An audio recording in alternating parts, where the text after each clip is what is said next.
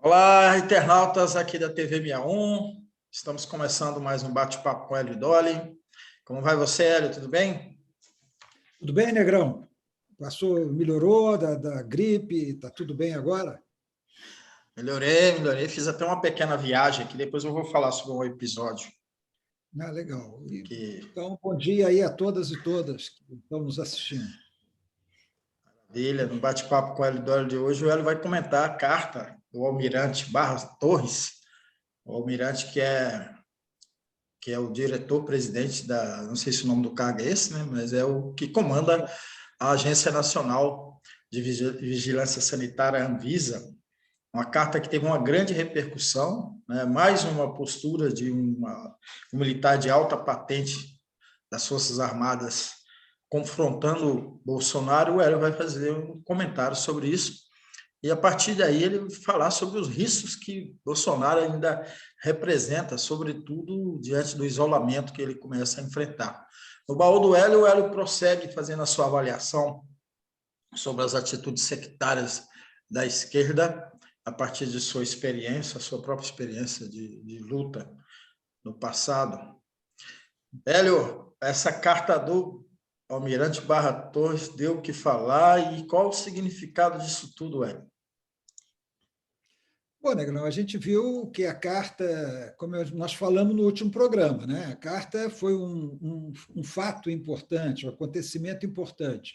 Naturalmente, provocou reações e o almirante passou a ser atacado, obviamente, pelos bolsonaristas, mas eu acho que tem algumas coisas que a gente tem que observar. Primeiro, as reações no próprio campo contra o Bolsonaro, que foram majoritariamente de aplausos ao almirante, mas houve também algumas críticas, algumas restrições. Então, acho que é importante a gente ver isso, Negrão. Primeiro, o seguinte: o Bolsonaro atacou gratuitamente a Anvisa. Bolsonaro insinuou que a Anvisa poderia ter interesses escusos ao aprovar a vacinação de crianças no Brasil.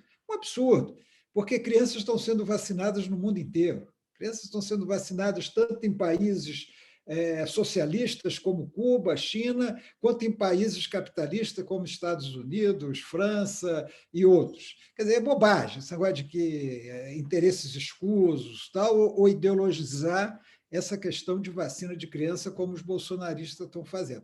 O almirante, surpreendentemente, porque eu acho que ninguém esperava isso, o almirante deu uma resposta forte ao Bolsonaro. Eu acho que isso a gente tem que dar importância. O almirante deu uma resposta em que ele confronta o Bolsonaro e disse para o Bolsonaro: olha, se você acha que houve algum ato de improbidade, houve alguma coisa errada aqui, tenha coragem e diga qual é.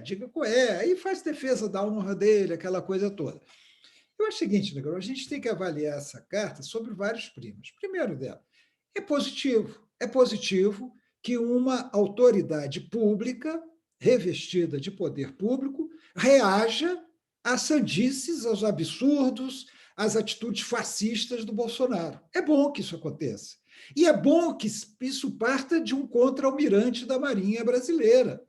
É bom que seja um contra-almirante, porque mostra que essa coisa da penetração total do Bolsonaro nas Forças Armadas não é real. Não é isso que acontece, mas isso aí a gente fala depois. Qual outro aspecto positivo também da carta? Outro aspecto positivo é o seguinte: as pessoas falam, ele falou isso porque ele tem mandato. Ele tem mandato, não pode ser demitido, tal. Olha, que bom que ele tem mandato. Isso não é um ponto negativo. Que ótimo que existem agências reguladoras em que seus dirigentes tenham mandato, porque essas agências são órgãos de Estado para fiscalizar concessões, para fiscalizar empresas, para fiscalizar, como é o caso da Anvisa, exercer papel de vigilância sanitária. É bom que seus dirigentes tenham mandato. E é melhor ainda, Negrão, que o funcionalismo tenha estabilidade.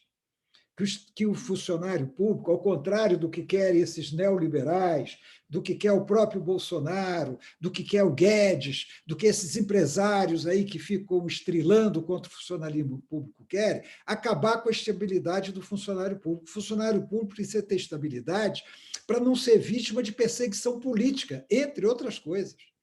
Para não ser vítima. Você tem dúvida de que, se o funcionalismo não tivesse estabilidade, grande parte dos servidores já teria sido exonerado hoje pelo Bolsonaro, por esse governo fascista? Então, é bom. Isso aí é bom. É bom que o almirante tenha mandato, ele pode falar, ele não vai ser demitido por Bolsonaro pelo que ele falar, e é bom que os funcionários da Avisa tenham estabilidade, porque eles podem aprovar a vacina de criança e colocar a cara à tapa do Bolsonaro sem medo de serem demitidos por causa disso, como eles fizeram. Bolsonaro, lembra que pediu a lista de quem aprovou a vacina para criança, insinuando uma represália? Pois é. Então, Negrão, agora, é positivo, Mirante. Agora, tem senões? Tem.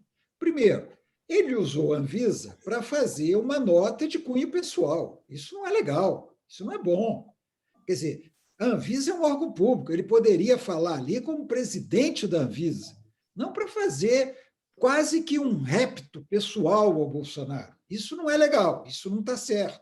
Não está certo também ele usar a patente de oficial de marinha. Ele ali não está exercendo um cargo de oficial de marinha, ele está exercendo um cargo civil. Ele ali é um servidor civil. Ele poderia ser um advogado, poderia ser um engenheiro, poderia ser um médico. Ele é um oficial de marinha médico. Mas isso não é para ficar usando quando ele emite uma nota em nome da Anvisa. Agora, tem uma frase na nota, Negro, que me intriga. Eu até manifestei isso, algumas pessoas vieram, raivosas. Ele fala assim para o Bolsonaro, para ele reconhecer o erro, tal, que nós temos um inimigo comum. Bom, uma leitura. Uma leitura. Como eu diria, né? É um mistério, né? É misteriosa essa frase, né? Essa frase é de duplo sentido, porque se você pega o contexto da nota, você vai dizer assim: não, esse inimigo comum é a pandemia. Ele está se referindo à pandemia. Né? Mas espera aí, o Bolsonaro é inimigo da pandemia? Desde quando o Bolsonaro é inimigo da pandemia? Então não é inimigo comum. O almirante pode ser inimigo da pandemia, o Barra Torres. Mas Bolsonaro não é inimigo da pandemia. Que inimigo comum é esse que o almirante está se referindo ao dizer para o Bolsonaro que ele deveria se retratar? Eu posso supor que esse inimigo comum seja o Lula, seja a esquerda, sabe? Por quê? Porque o almirante, esse almirante Barra Torres, e com isso, ao dizer isso, eu não reduzo a importância da nota dele no momento atual, ele participou de manifestações antidemocráticas ao lado do Bolsonaro. As primeiras ações da Anvisa, Negrão, na pandemia, não foram legais, não. Não foram, a Anvisa protelou a aprovação da vacina. Você está lembrado que a Anvisa protelou da vacina? Então, ele pode, ótimo, eu não tenho nada contra quem reconsidera suas posições, para quem se arrepende, para quem toma jeito, nada contra, até pelo contrário, elogio. O almirante pode ter mudado, mas esse almirante participou de manifestações antidemocráticas. Esse almirante presidia a Anvisa quando houve uma protelação da aprovação da vacina no Brasil. Tomou algumas medidas, se a gente for olhar os jornais da época, a gente vai ver lá, meio esquisitas em relação à vacina. Ótimo, ele voltou atrás, ele agora é um ferrenho combatente da Covid, critica o Bolsonaro, mas essa frase do inimigo deixa uma pulguinha atrás da orelha. Agora, a nota é importante, politicamente importante, e eu acho, Negrão, que a esquerda, de modo geral, quando eu falo esquerda, Negrão, eu venho desde lá a extrema esquerda até a centro-esquerda. É um conceito amplo. A esquerda, de modo geral, precisa entender que, no momento, o adversário principal é Bolsonaro. Só se tem um adversário principal por vez. Não é possível você ter um leque de adversários principais. Você pode ter adversários importantes, fundamentais, mas principal é um só. Você tem que derrubar esse para poder continuar o seu trabalho. E se o almirante está contra o Bolsonaro, isso é bom. Isso não é para ficar criticando, olha, tem que ver, esse cara é militar, esse cara está com o Moro. Bom, e se ele tiver com o Moro? Se o Bolsonaro sair do jogo, o Moro vai se tornar o adversário principal, porque o Moro é de direita, é de extrema direita, não tenho dúvida. Eu acho que o Moro não tem o conteúdo fascista que Bolsonaro tem, ainda, porque ele dá sinais disso. Mas o Moro é de extrema direita. Eu não tenho dúvida nenhuma, se o Bolsonaro renuncia à candidatura, se Bolsonaro não vai para o segundo turno, se Bolsonaro... O inimigo passa a ser o Moro. O adversário político passa a ser o Moro. Aí, tudo contra o Moro. Mas hoje não é o Moro, hoje é o Bolsonaro. E se você não centrar força no adversário principal, você dispersa suas forças e acaba sendo inócuo. Então, quem está contra Bolsonaro hoje é aliado. TV Globo hoje é aliada contra Bolsonaro. Tudo bem, isso não impede você de criticar, como eu estou fazendo aqui em relação à nota do Almirante. Não te impede de criticar a Globo, não te impede de criticar o Ciro Gomes, não te impede... outros que são contra o Bolsonaro e que você não concorde plenamente. Não impede a crítica, mas não num tom que acabe retirando esse caráter da luta, de que nós temos o inimigo pessoal, ameaça fascista, nem digo que é o Bolsonaro, é a ameaça fascista que paira sobre o Brasil. Porque aí, Negrão, parece que muita gente está esquecendo uma coisa importante. Aliás, o Azedo, no Correio Brasiliense, escreveu isso outro dia. Eu até falei com ele que ele está certíssimo. Bolsonaro não abandonou o plano B. Exatamente. O plano B é o golpe. O plano do golpe continua. Continua. E eu queria agregar dentro do que você mencionou um pouco antes, o fato é que a gente tem um extrato da sociedade aí que está desejoso, né, de um retrocesso muito grande. Esse povo que falou de volta de 64, de militares no poder, esse pessoal encontrou no Bolsonaro a forma de expressão disso, né?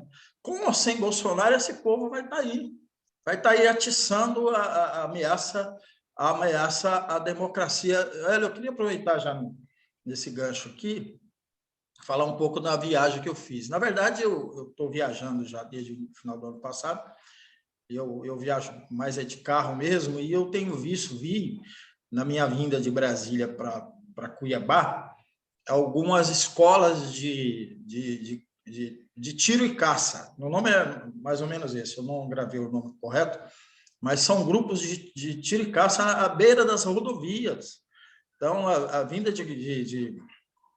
a estrada que a gente pega saindo aí de Brasília é a 070. No meio tem várias intersecções de outras BRs, mas a principal é a 070. E esse final de semana, eu fui visitar meu avô aqui numa cidadezinha perto da fronteira da Bolívia, chamada Porto Esperidião, e vi mais duas dessas escolas na beira da estrada. Então, para assim, na minha leitura, na primeira, esse armamento, está sendo armado, essa milícia que a gente sempre está falando aqui, está sendo armada no campo, primeiro para contrapor os inimigos tradicionais deles, né, que são pequenos proprietários de terra, indígenas, quilombolas, etc. Mas esse povo está mobilizado. Esse povo bolsonarista está mobilizado. E não é à toa que você encontra a bandeira do Brasil hasteada na entrada dessas propriedades e, invariavelmente, uma placa saudando Jair Bolsonaro. E você sugeriu aqui a gente falar sobre o risco. Estaria aí embutido o risco? Bolsonaro continua esse risco aí dentro do que você, inclusive, trouxe do texto do Azedo? É claro, Negrão, esse sentimento fascista no Brasil, ele não vai desaparecer com a eleição. Se Bolsonaro, eventualmente, renunciar à candidatura ou for derrotado na eleição, a ameaça fascista não vai desaparecer de uma hora para outra, não. Pelo contrário, eles estão se organizando. Claro, eles estão se organizando para manter Bolsonaro no poder. E é por isso que eu digo, Bolsonaro derrotado nas eleições não quer dizer que vai ter uma transição pacífica para o futuro presidente, não. O Trump demonstrou isso, faz um ano que isso aconteceu nos Estados Unidos. Bolsonaro continua ameaçando, continua organizando. Isso que você viu, com fachada de clube de caça e tiro, é milícia fascista se organizando abertamente, porque Bolsonaro liberou o armamento para clubes de caça, tiro, colecionadores e várias outras situações. Isso é milícia. Isso é milícia que está sofrendo. Essas milícias vão se dissolver? Não, elas podem atuar numa derrota de Bolsonaro. Acho que a gente não tem que descartar isso. As pessoas, não tem condições, tal. Tudo bem, eu até acho que não vai ser vitoriosa essa, vamos dizer assim, rebelião. Mas ela pode existir e causar prejuízos enormes ao país, e mortes, inclusive. Né? Tá, mas não vai ter. Tudo bem, eles não vão achar, igual no 7 de setembro, que não tem ainda condições de dar o golpe, vão deixar. Eles vão continuar atuando no próximo governo. Vão continuar atuando. E mesmo que a legislação absurda de armamento seja revogada pelo futuro Congresso, vai ser difícil de desarmar esse pessoal. Vai ser difícil, não, vai ser impossível desarmar esse pessoal. O Exército vai se empenhar realmente em desarmar esse pessoal? As polícias vão desarmar esse pessoal? Entendeu? Então, a ameaça fascista ela chegou para ficar. Nós temos que contê-la, nós temos que evitar que ela prospere. Então, isso é que eu acho que muitos não estão entendendo. Você, Negrão, é testemunho ocular. Você viu isso aí. Isso aí, Negrão, se você conseguir entrar lá, pedir para associar, você vai ver que não tem nada a ver com clube de caça e tiro. É milícia. Claro, tem caça, tem tiro. Eles estão defendendo agora a liberação da caça no Brasil. Tem caça, tem treinamento de tiro, mas o objetivo é miliciano. O objetivo não é ser um bom caçador, nem ser um bom atirador para disputar competições esportivas, não. O objetivo é milícia mesmo, é reagir ao MST, à FNL, que para eles é uma ameaça de ocupação de terras, para reagir aos quilombolas, aos indígenas, como você falou, para atacar, não é reagir, não, eu estou falando reagir, é para atacar os quilombolas, atacar os indígenas, atacar os sem terra, atacar aqueles que contestam os latifúndios e ocupam propriedades. Então, Negrão, nós estamos numa situação que não está, as pessoas estão raciocinando como se tivesse, o Bolsonaro é cachorro morto, o Bolsonaro não tem mais chance. Tá? Não é tão simples assim. E se Bolsonaro cair, Negrão, nós temos o Moro pela frente para enfrentar, viu? Exatamente, né? Se Bolsonaro cair, que existe essa possibilidade dele nem disputar a eleição, né? Como você já analisou aqui, o nome da ultradireita, dos fascistas, está aí, né? Que é o Com Sérgio apoio Moro. militar, viu, Negrão? Com apoio militar. Exatamente. Grande parte dos militares que apoiou Bolsonaro em 2018 está migrando para o Moro, está apoiando o Moro. Então, isso aí, eu vou dizer para vocês, isso aí é bom? Porque para mim o inimigo principal, já falei aqui 450 vezes, é Bolsonaro. Se o Moro cresce na queda do Bolsonaro, vamos enfrentar o Moro. Isso não quer dizer que eu não vou criticar o Moro desde agora. O Moro, para mim, é uma figura da pior espécie. Juiz ladrão. Juiz ladrão é uma das piores coisas que tem, seja no futebol, seja na justiça.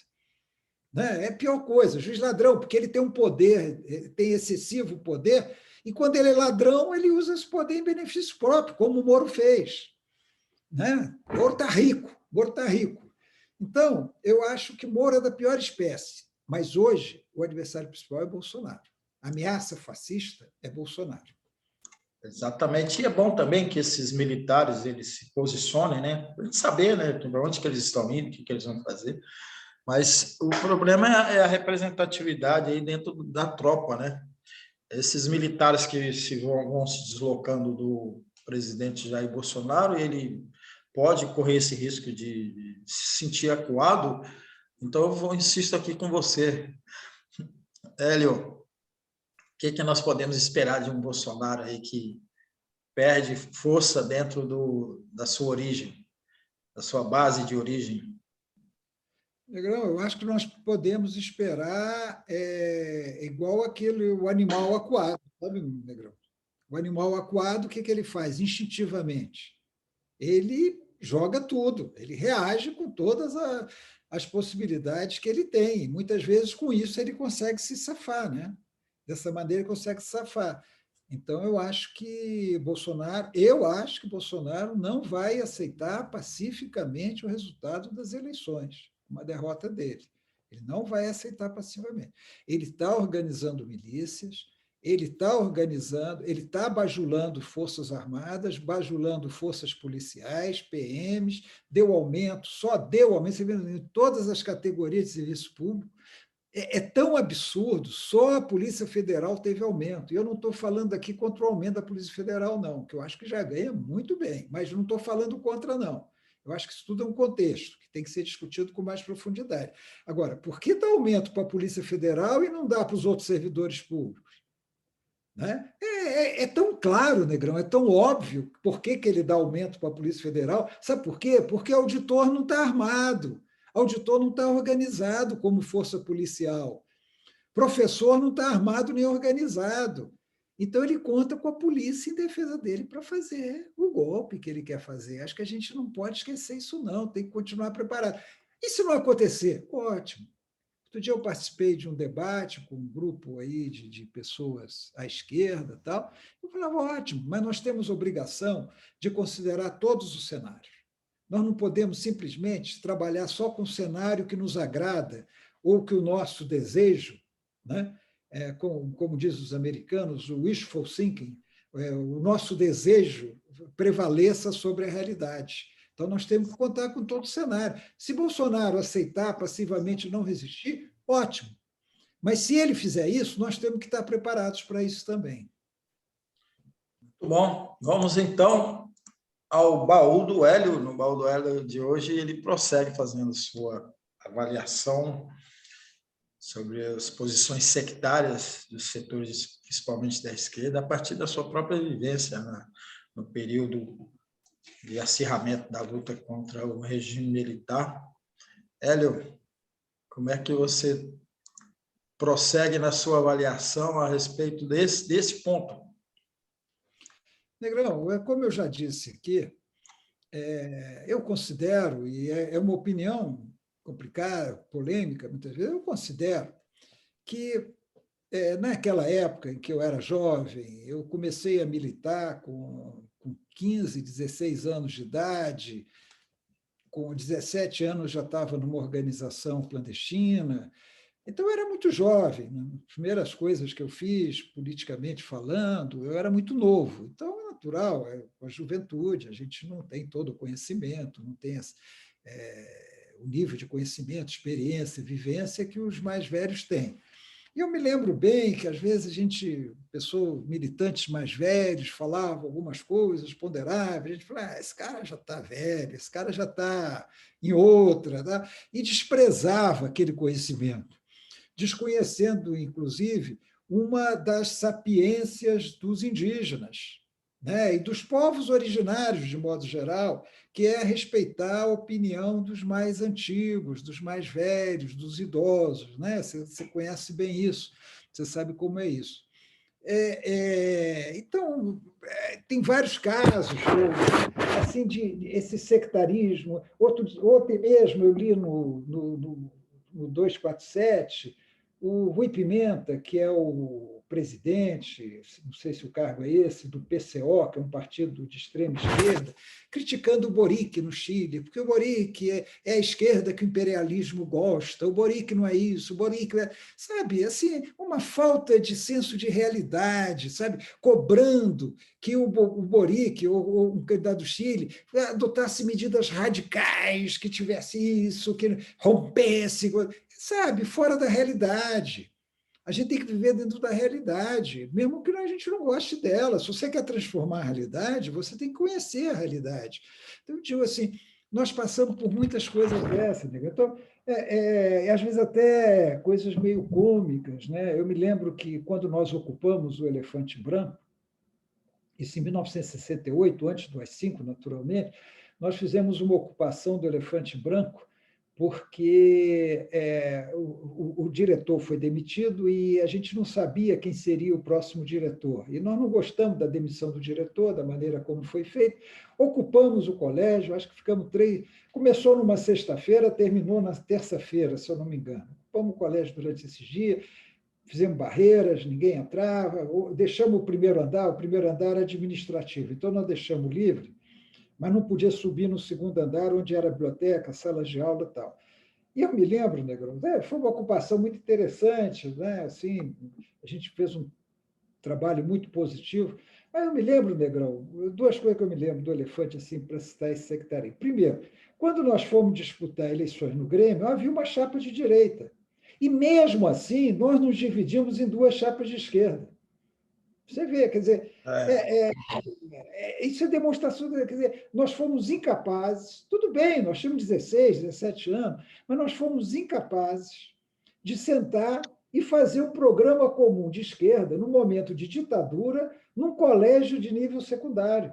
E nos dividimos. Acabou uma das chapas, que inclusive não era minha, ganhou a eleição.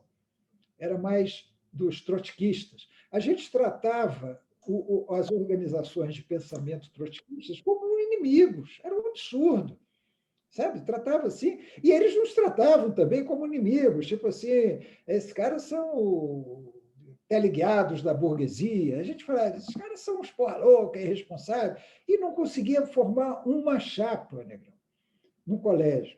Eu me lembro, Negrão, que nas salas tinha uma bandeira do Brasil. Toda sala de aula do Elefante Branco tinha um mastro com uma bandeira do Brasil assim no alto.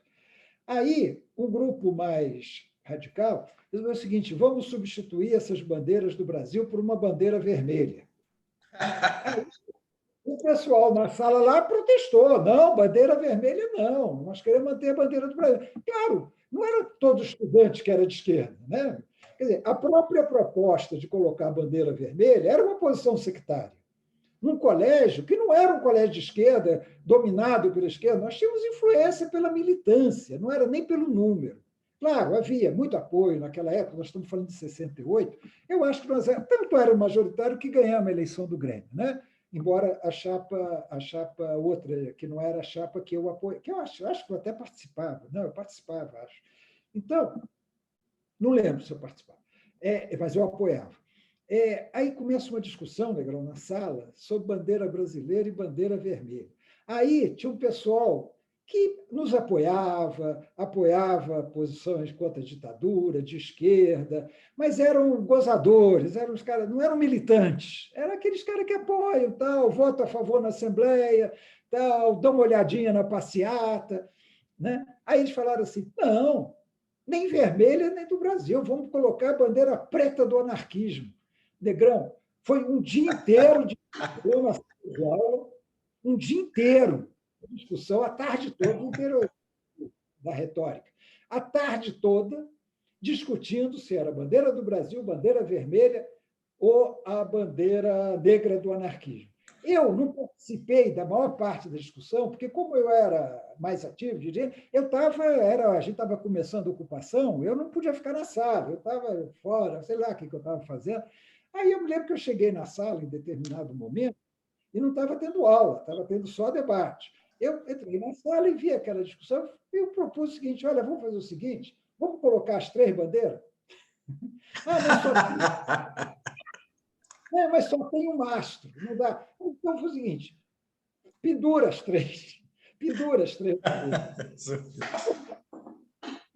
Esse sectarismo, essa afirmação de autoridade, é uma coisa que não tem o menor sentido.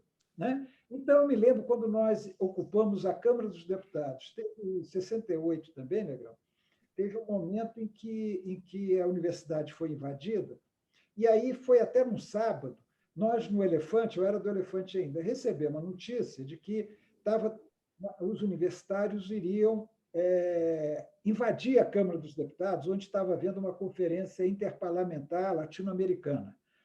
E aí nós resolvemos ir também. Pegamos ônibus na W3 e fomos para o Congresso e entramos tranquilamente na Câmara dos Deputados. E eu lembro que deputados da então oposição, o MDB, nos receberam.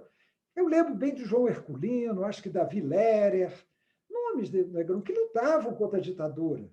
João Herculino um pouco menos, mas João Herculino, Davi Lerer, Márcio Moreira Alves, Hermano Alves. O MDB tinha deputados combativos. E nós entramos na Câmara e acampamos na Câmara, tinha uma conferência interparlamentar, tinha um deputado do Partido Comunista do Chile, que estava participando na delegação do Chile, e a gente aplaudiu, que o Chile era uma democracia, não foi antes do golpe do Allende, do golpe contra o Allende, né? Da eleição do Allende antes do golpe contra o Allende. Negrão, aí tínhamos que fazer uma nota. Aí os deputados queriam colocar o MDB na nota. Negrão, nós não deixamos. Não, deixa. Vai compurcar, né, a palavra? Nós colocando MDB é oposição consentida, burguesa, blá, blá. E foi um problema, porque eles estavam nos dando garantias dentro da Câmara. A polícia não estava invadindo, a polícia cercou o Congresso, mas não invadiu. Nós ficamos lá, nós dormimos lá no plenário, dormimos lá naquele plenário que a gente vê, né? Dormimos no plenário, fizemos discurso e tal, e aí foi negociada uma saída, eles negociaram nossa retirada pacífica, a polícia se retirou para a gente poder sair no domingo à tarde, no domingo à tardinha. Mas não podia colocar o MDB na nota. Sabe, isso seria uma violência contra o movimento, afinal, MDB, burguês, tal. Então, Negrão, esse tipo de sectarismo, de não conhecer, são duas premissas básicas que a esquerda tem que ter. Uma é como disse o Marx, já que é esquerda, vamos falar do Marx, que ele dizia que a alma viva do marxismo é a análise concreta da situação concreta. Análise concreta da situação concreta. Você tem que entender a situação, não adianta sonhar, desejar, ter objetivos. O proletariado vai tomar o poder. Tá, mas aqui no Brasil vai tomar o poder agora? Na América Latina vai tomar o poder agora? O Boric teria condições do Chile de hoje de fazer, ele nem tomou posse ainda, já está apanhando. O Lula vai fazer um governo revolucionário no Brasil, romper as estruturas, expropriar os bancos? Não vai, Negrão. É a correlação de forças que você tem que contar com ela. Então, você tem que avançar entendendo isso. Então, eu estou falando essas coisas do baú porque esse sectarismo da esquerda, esse radicalismo infantil, né, Negrão? Esse que o Lenin chamava de esquerdismo, entre aspas, né? Ele acaba fazendo mais mal do que bem, porque você vê o caso, por exemplo, da derrota do Trump. É óbvio que a gente sabe que Partido Democrata e Republicano nos Estados Unidos é praticamente a mesma coisa, que os dois vão continuar suas políticas imperialistas no mundo, que vão continuar invadindo outros países, que vão continuar agredindo Cuba, Irã, que vão continuar se opondo à China. Então, ninguém é bobo de achar que o Biden iria fazer uma revolução nos Estados Unidos e sair desse perfil de dois partidos que, na verdade, são um só, com diferenças que agora se acentuaram um pouco mais graças ao Trump, né, que endireitou mais ainda o Partido Republicano. Mas o Biden não esquerdizou o Partido Democrata. Né? Então, aí vai, vitória, derrota do Trump é bobagem, o Biden é a mesma coisa. Espera aí, imagina hoje no Brasil com o Trump continuando presidente da República, presidente dos Estados Unidos. É claro que foi boa a derrota do Trump para nós no Brasil. Pode ser que para Cuba, por exemplo, não faça diferença. Pode ser. A política do Trump continuou com o Biden.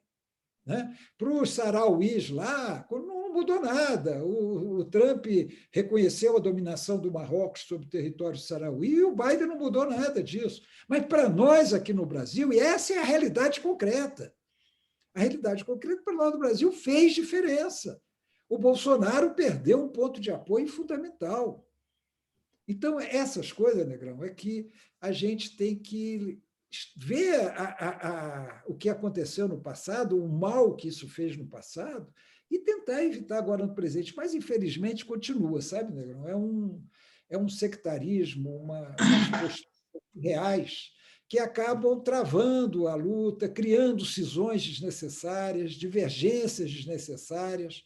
né? E que dividem o campo progressista, dividem a esquerda, essa não compreensão de que a cada momento você tem um adversário principal, ou se você está numa situação mais radical, um inimigo principal. Essas compreensões todas, infelizmente, estão fazendo muita falta a alguns segmentos da esquerda brasileira. Felizmente, Hélio Dolly, esse povo não está tendo tanta força, né? Sobretudo porque o próprio candidato da esquerda, candidato Luiz Inácio Lula da Silva, amadureceu, inclusive, muito, né, durante esse período, e a tendência dele, ele sabe que ele precisa ampliar o leque de alianças para ser eleito, para tomar posse e para governar, né, Hélio? Exatamente, Negrão. Tem que entender com a realidade, inclusive tem que entender quem é o Lula. Né? Exato. Quem é o Lula? Né? O Lula não é um marxista-leninista formado assim. O Lula é o Lula, tem que entender quem é o Lula, tem que entender o país, o que é possível fazer. Eu dei esse exemplo no debate, eu sei que o tempo está demais, eu dei esse exemplo nesse debate que eu participei no sábado, eu dei esse exemplo no seguinte, olha, tudo bem, para o ponto de vista de uma sociedade socialista, é preciso expropriar os bancos, é preciso expropriar, nacionalizar o sistema financeiro. Agora, querer que o Lula faça isso no próximo governo é totalmente irreal. Querer que o Boric faça isso no Chile, ou que o Alberto Fernandes faça isso na Argentina, e ficar criticando porque eles não fazem, sabe? É irreal, porque isso depende de uma aprovação do Congresso, isso depende das ações que vão para o Supremo Tribunal Federal. E não se iluda, o Supremo Tribunal Federal que nós temos é muito importante para nós quanto o Bolsonaro, mas é conservador, é retrógrado. Né? É aliado, não é aliado, não tem socialista no Supremo Tribunal Federal. Até, vamos supor, o Congresso aprova, o Supremo derruba. Entendeu? Então tem que cair na real, sabe, Negrão? Esse exemplo que eu dei, você tem que cair na real. Você pode defender isso, tem todo o direito de defender isso, fazer a defesa, mostrar, mas não de cobrar que seja feito numa situação onde é inexequível, que não dá para fazer. Exatamente. E nós encerramos, então, aqui o nosso bate-papo com Hélio Dolly de hoje. Obrigado você, Hélio, obrigado você que nos acompanhou, e a gente volta na próxima quarta-feira. Um grande abraço para todo mundo. Até lá, Negrão.